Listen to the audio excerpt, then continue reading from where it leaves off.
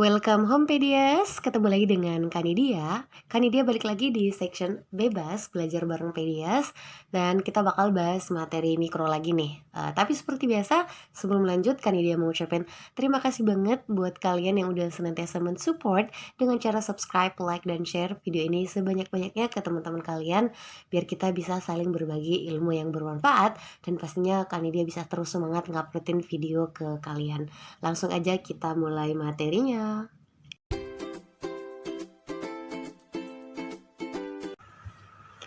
Oke Pedias, kali ini kita bakal lanjut lagi bahas tentang materi mikro. Dan kali ini Kanidia mau bahasin ke kalian kondisi saat perusahaan itu dinyatakan laba, rugi, atau nggak laba dan rugi kalau kita biasanya mengistilahkannya BEP. Penjelasan tentang laba sebenarnya udah pernah Kanidia singgung di video tentang laba maksimum dan rugi minimum. Buat kalian yang penasaran gimana sih aturan sehingga kita sepakat laba max atau rugi min itu syaratnya MR sama dengan MC, nanti kalian boleh tonton video Kanidia yang udah ada, nanti linknya Kanidia simpan di bawah, wajib tonton ya supaya lebih expert. Nah Kanidia kali ini mau bahas dulu gimana sih asal usul kita bisa mengatakan suatu perusahaan itu kamu laba ya, atau perusahaan lain, aduh mohon maaf kamu lagi rugi, atau kondisinya wah nggak laba nggak rugi nih. Nah itu namanya BEP ya.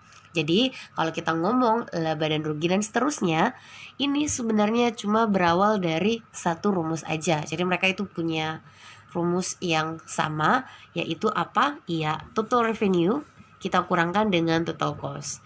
Kanidia udah pernah buat video tentang total revenue, nanti linknya Kanidia simpan di bawah juga, boleh kalian tonton setelah ini. Lalu kalau bicara tentang total cost juga udah lengkap banget, insya Allah linknya juga nanti Kanidia simpan di bawah, jadi banyak banget list video yang harus kalian tonton. Nah karena ini adalah operasi pengurangan, otomatis kalian bisa bilang hasilnya bisa ada beberapa kemungkinan kan? Iya dong. Yang pertama, hasil pengurangan TR kurang TC itu bisa jadi nilainya positif. Ya nggak sih? Misalnya TR-nya 5 juta, TC-nya 2 juta. Kita bakal bilang, oh 3 juta kak nilai selisih dan mereka positif. Kita nggak terlalu fokus pada angkanya, intinya nilainya positif. Oke? Nah, kalau di ekonomi, positif itu kemudian kita istilahkan laba. Dalam bahasa sehari-hari kita itu untung. Oke? Nah, kalau dalam bahasa Inggris kita mengistilahkannya sebagai profit. Kayak gitu ya. Nah, lalu kalau kalian perhatiin baik-baik, tadi syaratnya apa kalau pengen laba? Ya, udah jelas harus TR lebih gede daripada TC. Kayak gitu ya. Nah, dari sini sebenarnya kita juga punya kesimpulan yang berbeda. Coba kalian dia tanyain lagi, apa rumus TR yang kalian ingat? Ya, kalian bisa bilang, oh rumusnya P kali Q, Kak. Oke, bener banget. P kali Q, ya kan, nilainya harus lebih besar daripada TC. Rumus TC yang kalian ingat apa? Ada yang FC tambah VC, Kak. Oke, bener. Tapi ada lagi satu rumus TC yang juga benar, itu adalah AC dikali Q, ya kan? Nah, korelasinya apa Kak dengan kondisi yang ini? Ini dari sini nih fungsi yang kita udah urai, kita bisa ambil kesimpulan. Wah, ternyata kalau Q dan Q saling kita tewaskan, kita bisa buat rumus kesimpulan baru nih. Kalau laba ternyata juga bisa dilihat dari saat P itu lebih gede daripada AC. Jadi syarat laba kita bisa ambil kesimpulan ada dua ya. Kalau bukan TR lebih gede daripada TC, P lebih besar daripada AC. Kayak gitu ya. Nah selanjutnya, kondisi kedua yang mungkin terjadi kalau kita mengurangi TR dan TC adalah apa? Iya, nilainya negatif. Jadi kondisinya pastinya dia TC-nya lebih gede. Nah di ekonomi kita mengistilahkannya sebagai rugi. Kayak gitu ya. Dalam bahasa Inggris kita istilahkan loss. Oke. Nah, jadi gimana dong Kak menentukan kalau kita rugi? Tadi syaratnya kalau ini TR-nya lebih gede, udah pasti nanti adalah TR-nya lebih kecil. Karena rugi adalah kebalikan dari laba ya kan? Lalu kalau misalnya kita pengen nge-remake seperti yang di atas, kita bisa buat kondisi kayak yang di atas juga nih. TR adalah P kali Q, tapi nilainya harus lebih kecil daripada AC kali Q. Sama, Q-nya masing-masing kita tewaskan, mati dan tewas. Lalu nanti kita bisa buat kesimpulan, oh kalau P lebih kecil daripada AC, ternyata juga merupakan kondisi saat rugi, alias kondisi yang tidak diharapkan lah untuk bisa terjadi. Kayak gitu ya. Nah, terakhir, kondisi yang Selanjutnya, TR dikurangi dengan TC hasilnya bisa 0. Jadi bukan positif, bukan negatif, tapi nilainya adalah 0. Ya, nilainya sama. Dalam ekonomi kita istilahkan sebagai BEP, atau kalau dalam bahasa kepanjangannya dulu ya. Ini adalah break even point. Lalu kalau dalam bahasa Indonesia kita sebutnya titik pulang pokok. Lalu kalau di buku-buku ada juga yang mengistilahkannya titik impas. Banyaklah EKE dari si BEP ini. Nah, BEP kondisinya kalian bisa bilang, oh waktu TR nilainya sama dengan TC dong kak. Ya kan, supaya nilainya itu bisa, kalau dikurangkan nilainya sama dengan 0. Nah, berarti kita coba P kali Q itu sama dengan AC kali Q.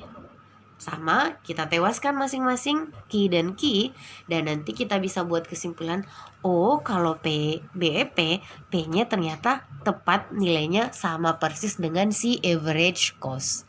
Kayak gitu. Bisa dipahami ya? Nah, by the way, kan dia juga harus sampaikan, laba itu punya istilah lain, siapa tahu kalian dapat. Ini tadi istilahnya di mana ya? Oh, di sini aja.